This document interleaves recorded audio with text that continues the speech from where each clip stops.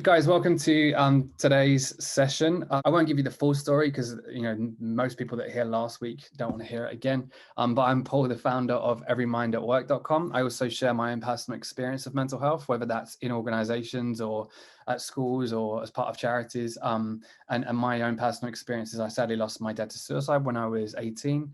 Didn't talk about it, bottle it up. That's what we do in mental health, right? And now for the last 4 years, I've been more vocal about it to try and tackle that stigma, which I think is so important. Let's try and break down those barriers that we still see today that surrounds mental health. And whether that's the work that I do with Everymind at work, or whether it's, as I say, social media, the stuff that I put out there as much as I possibly can.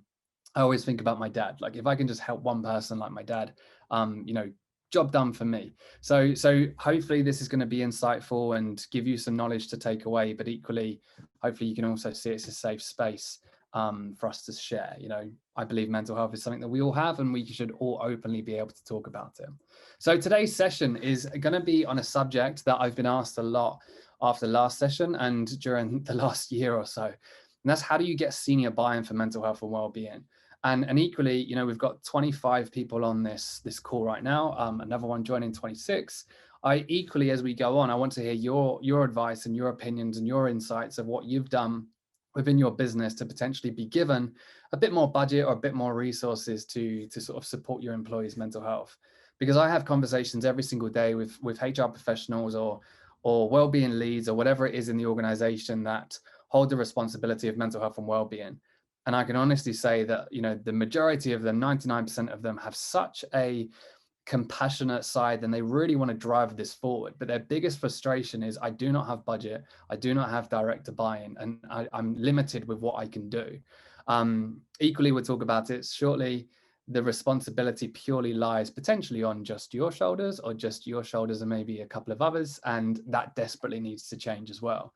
So we're going to be sharing a couple of tips on how you can potentially get senior buy-in, stuff that I've seen that's worked and we've seen that's worked, and equally, like I say, some people are probably going to share their own experiences as well too. But one of my biggest concerns when it comes to mental health in the workplace is purely the lack of understanding for mental health within organizations. So whenever I'm talking about this, we approach mental health in a very simplistic way. And that grates on me now, right? And I approached mental health in exactly the same way. It's purely from a lack of education, a lack of understanding. I didn't understand mental health because I wasn't educated on it. But the simplistic approach that typically, again, I'm not saying every organization, but most organizations will take is, one, a very reactive approach. A reactive approach of, let's wait until employees are in crisis and then we'll do something about it. We'll direct them to our EAP or whatever it is. And then the second approach is a one-size-fits-all approach. A simplistic approach of, come on, let's just do something. I'm sure that will make everyone improve their mental health. Or we've invested in mental health first aid, so surely now mental health is going to be okay. How much more money do you want? How much more resources do you want? And this simplistic one-size-fits-all approach that we've been sort of conditioned with has a massive impact when it comes to the workplace. Yeah, it kind of means that the responsibility is placed on the shoulders of HR. They expect immediate results. I'm sure you guys are probably the same. I was taught snap out of it, short-term fix. Mental health is a weakness. So once this culture starts to exist within an organization, it becomes very difficult to actually make that change that we're trying to make. And actually, when we're looking at the complexity of mental health, and myself and the team did a lot of research around this, I often joke and I say to companies, you've just told someone in HR that you need to own mental health, right? Staff morale is down, you need to do something about it. But they don't understand the complexity of it, right? And you're looking at here, work, the individual's needs, the coping styles of that individual. We're looking at the age, the demographic of the individual. I'm sure a lot of you will agree that it's very difficult to get to a 55-year-old man in the business and get them to talk about their emotions in comparison to potentially, a 19 or 20-year-old that grew up in a completely different generation when it comes to mental health, their personality, their gender, their values. Then you look at job characteristics, the way that they carry the workload, the control that they have within the business, role characteristics, relationships. And this is still us just scratching the surface of how complex mental health and emotions are, right? So when we look at this, is implementing mental health first aiders in the business going to manage and deal with the complexity of this? The reality and the harsh reality is no. You know, mental health first aid or an employee assistance program or whatever it is, it's just one intervention that we can use to potentially improve it as part of an overriding strategy. But when we're looking at the complexity of it, just saying, let's just do this, let's just do a talk on mental health awareness week. Are we really looking at all of these areas and how we're going to improve them? And it's why, as I say, we've taken a reactive approach, have ignored it because of how complex it is. And this is where it becomes, really, really difficult to kind of, approach. But when we're looking at, as we say, why it's important, I don't need to probably preach this to you guys. This is something that we'll talk about shortly when we're looking at tactics to get senior buy-in. I'm sure maybe a lot of you have heard of these statistics. 1 in 4 people experience mental health issues each year.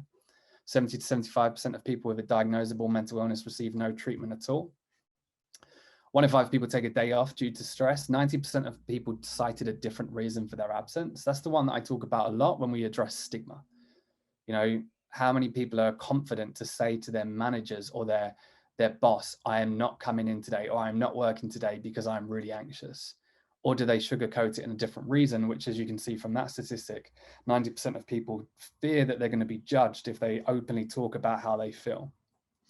And also, when you're looking at sort of the costs, and again, we'll talk about this and how we can bring this to senior buy-in and relate it to senior buy-in, but there's been a lot of research now, and there's a lot of papers out there that show that for every £1 invested in mental health, employers saw a return of at least £5. And equally, the total cost of mental ill health in England is estimated at 105 billion per year. I think there was a statistic that also showed for every person within your organization, it costs the business £1,300 per year per employee if you do not focus on mental health. So when we're looking at these numbers, we're going to talk about this more soon. We're almost creating a commercial business case that almost gets them to see mental health in a different way.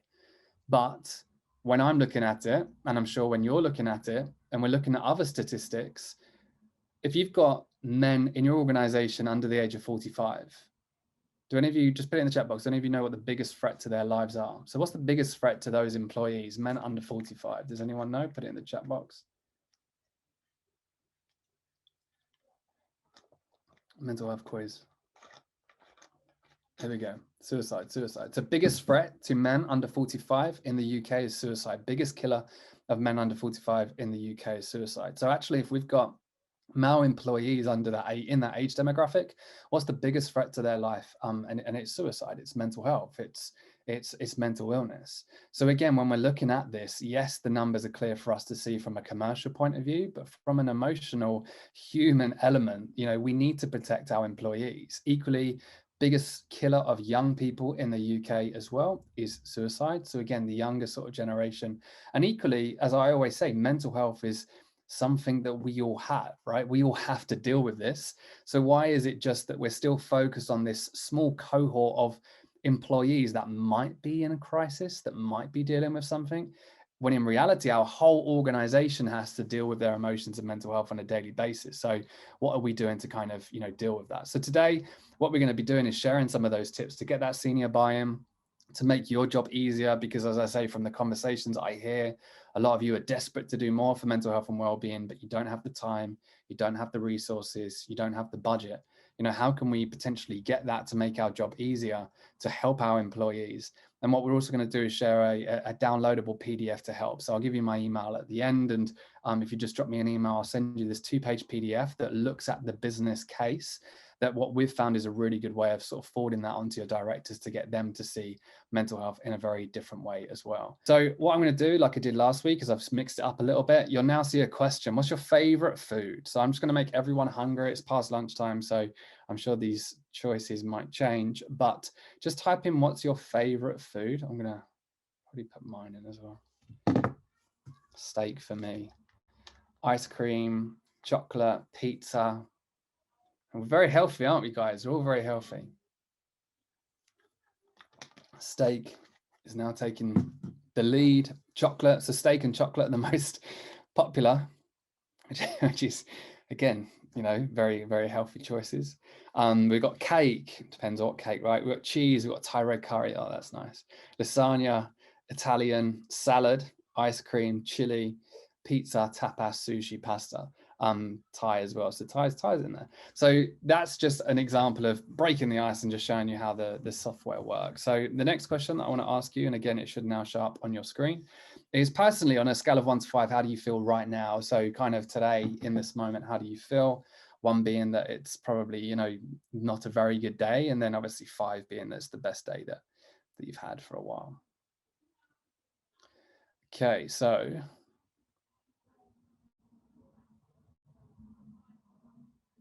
I think this question is always really important. And I think I mentioned this last time, is how often do we check in with ourselves? You know, getting to know your role a little bit more. You know, I'm sure you're checking in with a lot of your employees, but how often do you check in with yourself? And equally, you know, we're not almost educated and conditioned to check in on ourselves and to prioritize our mental health. So this question is always a way of just getting you to check in on yourselves a little bit, like, how do I feel right now?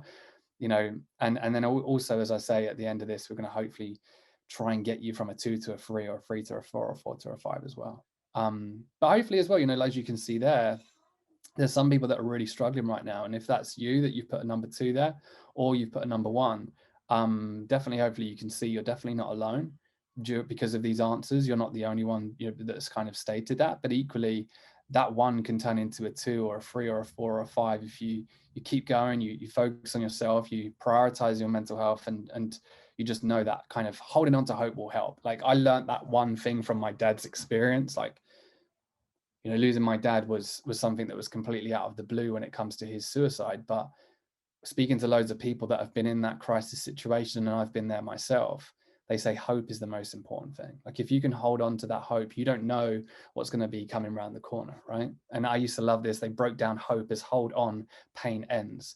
And I think that's what we have to kind of focus on when it comes to mental health, is if you're struggling right now and you've said a 2 or you've said a 1, hold on, because it can change. And trust me, I've been there myself as well. A little less of a deep question, just the question that we typically always ask other people. What do you do? What's your current job title? So just type in what your current job title is. And again, if the words go bigger, it's because it's more popular.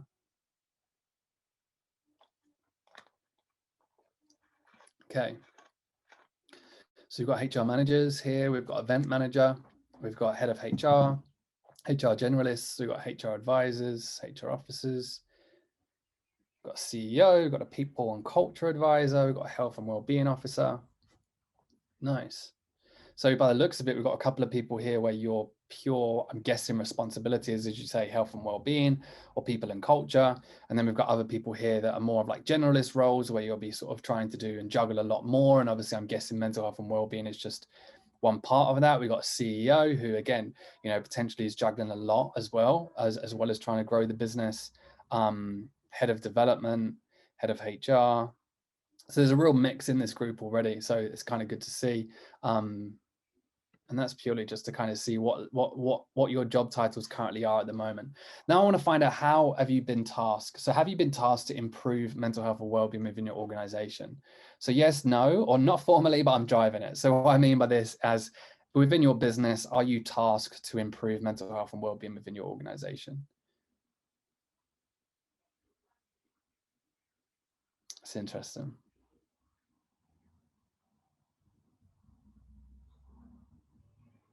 Okay.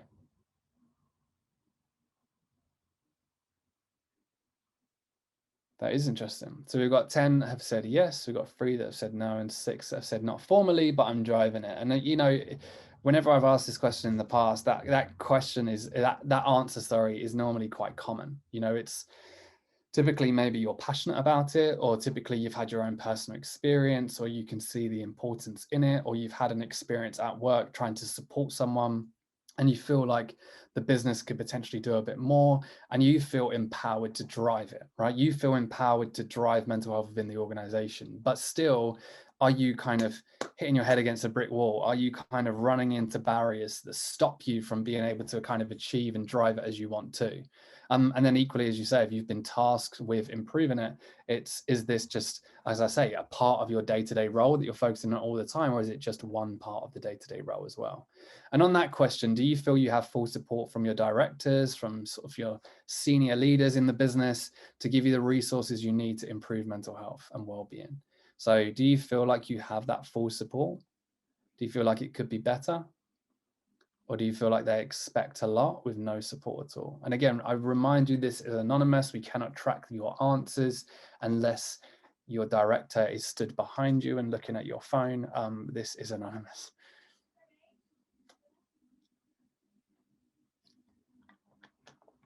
Okay.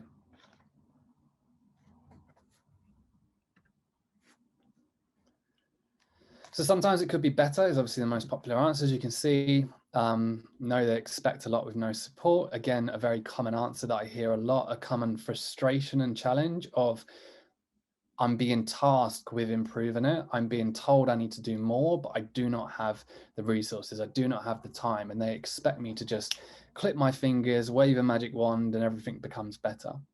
And it's that challenge of, how do I support all of my employees whilst still at the same time making sure I check in on myself and support myself as well. And then we've got a couple of people said they're really supportive as well. So there's definitely, during the pandemic, been a real shift I've seen in companies taking more action when it comes to mental health, and that kind of shift into remote working has almost accelerated that as well. But equally, by the looks of this and from you guys here, there's definitely some more that can be done to kind of get you that senior buy-in, which is why I'm guessing you're kind of here today. So what I'm going to do is I'm going to come back to the slides. I'm going to share with you a couple of tips that you can take away. And then I want to kind of find out some of your own insights and anything that you want to share as well. So getting senior buy-in for mental health, it's very difficult, but it's not impossible. And when I say it's very difficult, again, you're kind of looking at there's no one size fits all approach here. We're dealing with individuals that we have to almost motivate and educate in different ways. But if we kind of come at it from a different angle, as I say, it's difficult, but it's definitely not impossible.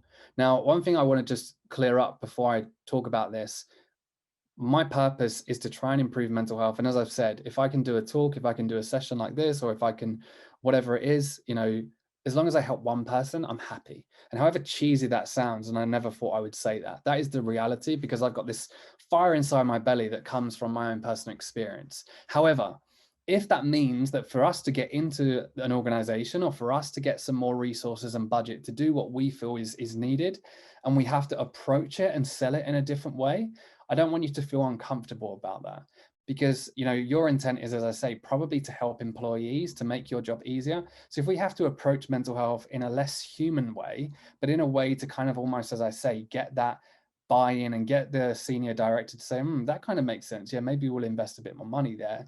Then it's okay to do so. And here's what can help. And we'll break these down a little bit more. But typically what we've found from, the companies that we work with, and just in general, data is really important. Like, they will want to know figures. So, okay, we spent this money on mental health first aiders. How many people are utilizing that? Okay, we spent money last Mental Health Awareness Week on this. What was the kind of results? Like, they're always looking for data.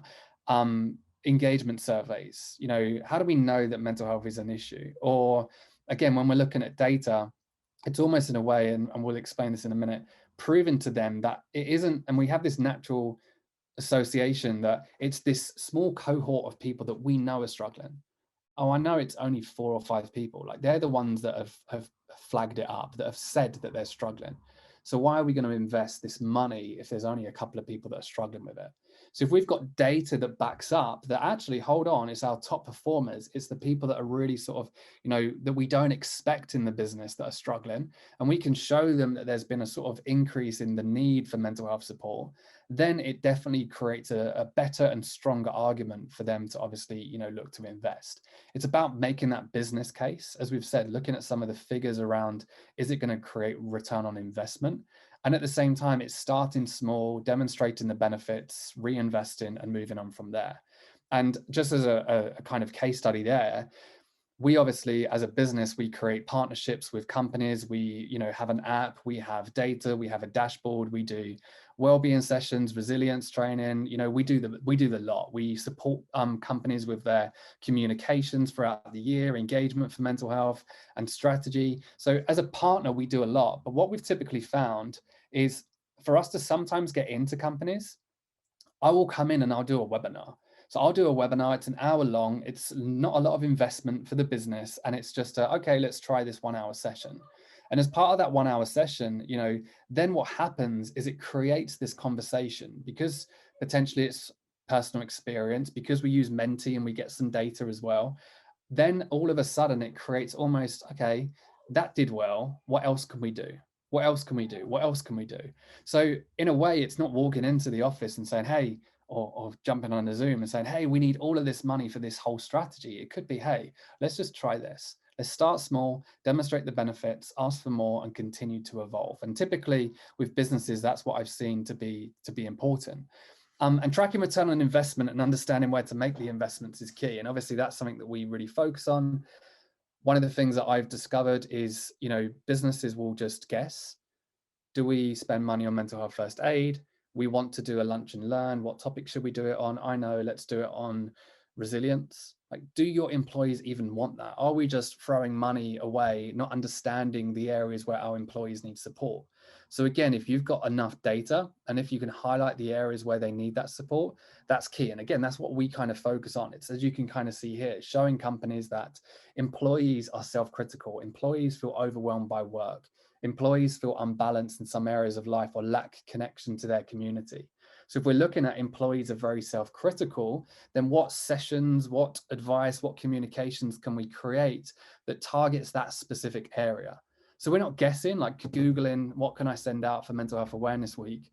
We know the key challenges that our employees face. So when we have a budget, we can invest it wisely, we can get better results. And again, it's taking the guesswork out of it. And when we're approaching it like this to get senior buy-in, it makes more sense from a business and commercial perspective. And also that 12 to 24 month strategy rather than just asking for more products, right? So again, building a strategy, presenting a strategy, saying this is our expected result over the next 12 to 24 months, rather than can I have money for this? Can I have money for this? Can I have money for this? I don't know why I keep skipping around. And then them consistently paying you out some more money. So really that strategy, like I say, is something that if you do need more support on that, I'm happy to kind of walk you through this on a separate session. I kind of want to just open up the floor in a minute to get some advice from you guys. But our strategy is focused predominantly on the promote, provide, protect stage. So how can we eradicate stigma in the organization? What can we do? Can we create champions? Can we really tap into personal experience to almost change the conversation within the business? When it comes to the promote stage, what tools can we provide to employees to help them react and manage stress and manage their mental health better? So in that sense, what tools as a business are we providing to our employees? And then equally, when it comes to protect, if someone is really in crisis as a business, do we have something in place to protect them? And as I've said on many calls before, businesses have just focused purely on protect. We have an employee assistance program, we have mental health first aiders.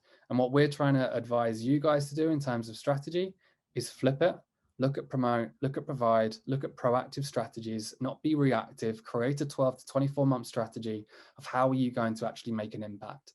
And if you guys do want some more information on that, I'm not going to sort of talk too much on it in this session, but if you want me to dive into that deeper, just drop me an email. Just drop me an email now or after this session, paul@everymind@work.com, and I'll tailor that strategy to you.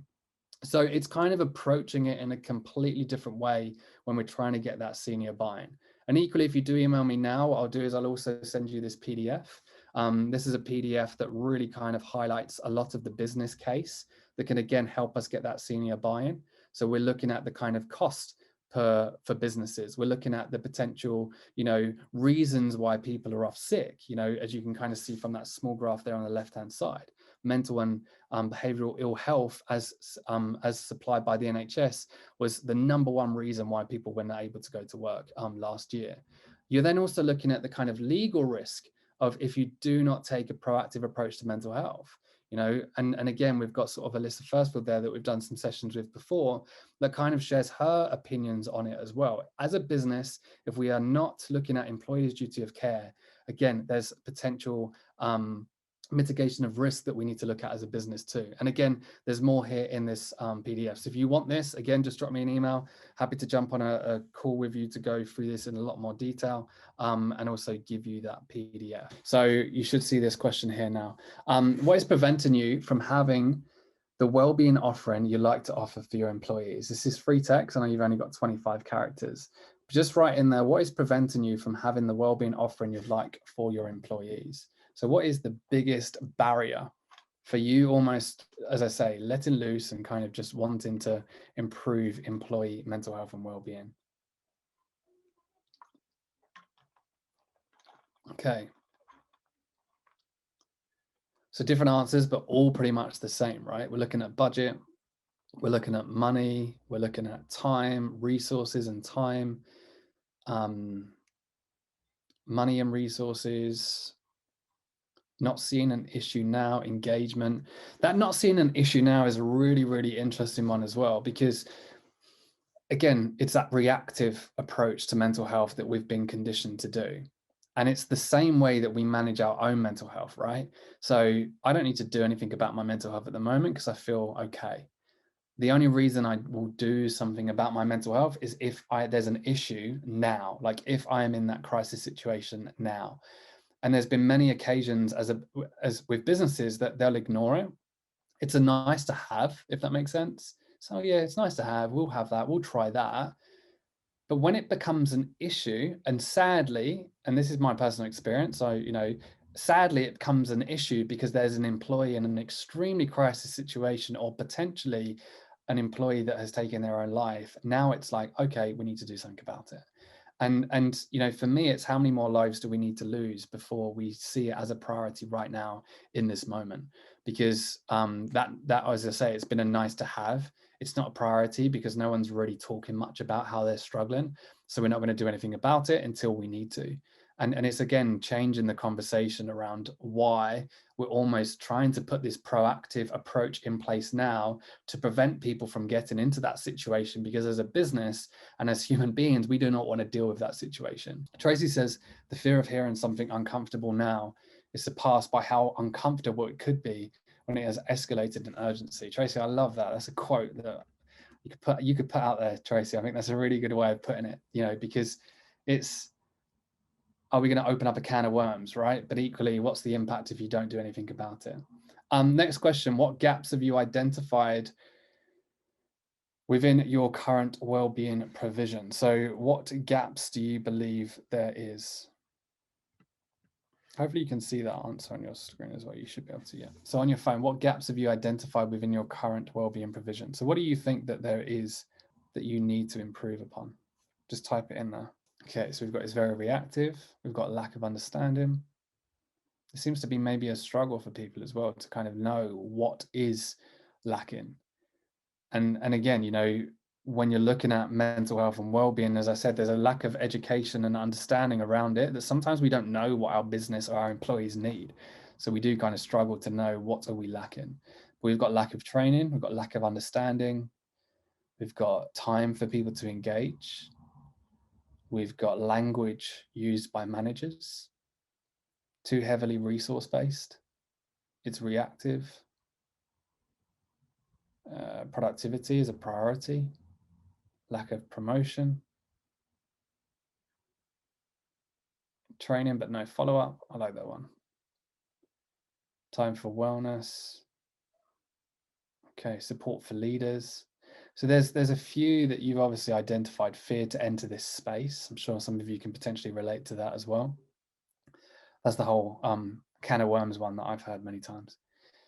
But yeah, looking at that, I mean, there's a couple that kind of stand out to me. The reactive one is one that jumps out automatically because, as I say, companies are very reactive. When you say to them, what do you do for employee mental health?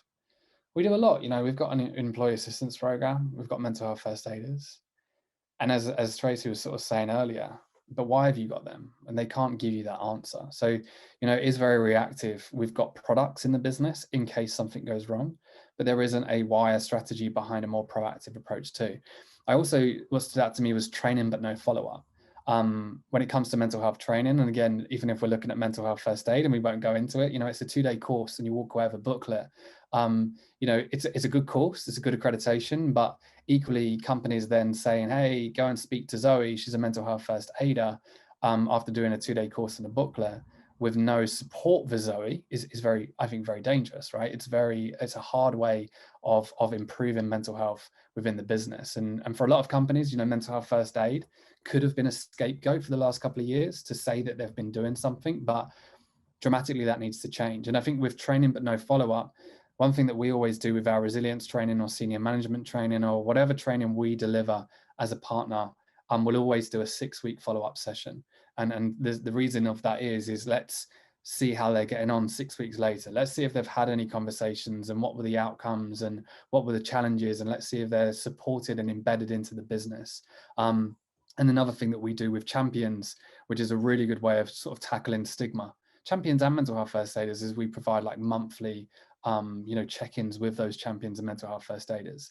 So monthly Zoom calls that we host, and we kind of just make sure they're okay and ask them questions and see how they're getting on, and make sure they're supported, because these people in your business are doing a lot of the driving of mental health, but they're not really supported. So there's lots there, like language used by managers is another one that sort of stands out to me too. But it all looks very different as well. It all looks like you've got a different sort of issue that you're trying to improve within your organization.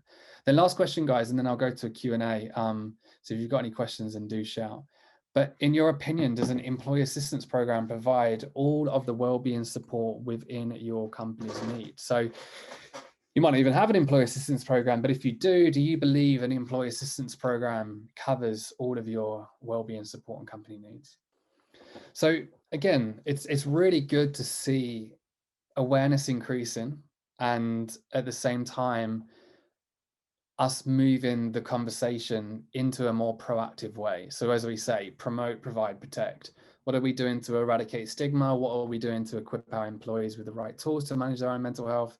And then equally, what are we doing to protect them if they are in that crisis situation? So if we can create a holistic overall strategy that's tailored to every business, every industry, every, employees are very different, as I've said, again, we can start to get results a lot, longer term. But I'm sure a lot of you will agree with this, maybe 2 or 3 years ago, or potentially a year ago, even now, and they say, well, we've got an EAP, so we are doing something for our employees' mental health. That doesn't cut it for me anymore. Like, just saying we have an employee assistance program doesn't cut it, and that doesn't mean that they're a bad intervention. They're as a good intervention as part of an overriding strategy. But if all you've got is an employee assistance program that you just direct people to when you're in crisis, you're really kind of missing out there. And I'm sure the stats around the engagement rates of employee assistance programs, and potentially, they sound good on paper, but what is the quality of the counseling? What is the quality of the therapy that we're signposting our employees to as well? And employee assistance programs are definitely, as I say, stepping up their offerings. But I believe, as we kind of always highlight, it could sit within the protect stage alongside potentially some mental health first aiders. But equally, we need to make sure we're promoting, we're providing, and creating a strategy that's more holistic as well. Jane says, sorry, my mic isn't functional again today. EAP doesn't give us the information we need to then further support the employees. Exactly. It's typically, again, ours is an app. We'll give you data real time whenever you want them, sign-ups, monthly, whatever you want. Typically we're there every sort of day that you want us. Some people want us more than others. With an employee assistance program, in my experience, you might hear from them 11 and a half months later when you've got to renew. So it's about, as you say, trying to use these tools to provide enough support for your employees, and potentially an EAP sits within a strategy. But I don't believe an EAP is just the one thing that you guys can obviously offer. Last question for you is, how do you manage your own mental health? So how do you manage your own mental health? And you might change this from the last session. Just have a little think about, how do you manage your own mental health? And again, I love using this question because I always get ideas of what I can do, and hopefully you can get some ideas of what you can do as well. So just on your phone, just write in what helps your own mental health. Yoga, getting off the internet, especially this Zoom call. I'm sure you're desperate to get off this Zoom call. Reflecting, I love that one. Reflecting. Therapy, big advocate of therapy myself, even though I would never have said that. Running, love a bit of running. It's okay not to be okay. I love that. A constant reminder of, if I'm feeling rubbish, it's okay. Like, tomorrow could be a better day. Not beating yourself up, I guess, not judging yourself for having those bad days. Buddy check in every week. I like that one. Just making time. Really like that one. Limit social media, daily walks, making cards. Nice. Boundaries, not being on my own, talking to friends. EFT tapping, nice. Cool. So again, when we're looking at this, exercise, running, therapy, and talking are the most popular ones. But at the same time, we're looking at the differences here. And this is, again, when we're looking at a holistic strategic approach as a business, there's only how many people on this session? 26 people. You've got people answering these questions. There's no just one answer. It's not just free fruit at lunchtime makes me happy and makes me manage my mental health. So again, when we're looking at that sort of strategy, and just from this small test group, you can see how individual mental health is and how different coping strategies help different people. And there is no one size fits all approach. We have to take this into our overriding strategy too. We have to try and offer more than just one solution, because again, as you can kind of see how individual it is as well. But guys, I really appreciate you taking the time out today to join this session. Hopefully it's been valuable. Like I said, if you do drop me an email, I'll also send you that PDF. If you just want that PDF, I know you're busy, then just say, I don't want to call with you, Paul. You bore me enough on these Wednesday sessions. I just want a PDF. Feel free to do that. Just drop me an email, paul@everymindatwork.com. I'll put it in the chat box. And if you do have any other questions, then just shout. But the last thing I would say is definitely head off for a break, as Hina has just said. Head off for a 5-minute break, 10-minute break, go do some yoga, walking, talking to your friends, meditation, whatever it was that you put in that last slide. Just go spend 5 minutes for yourself. We'll finish up a little bit earlier, and make sure you're focusing on yourself, because it's very easy to neglect ourselves, right? But yeah, guys, thank you so much for this session, and I'll see you all hopefully next week at the same time. Enjoy the rest of your day.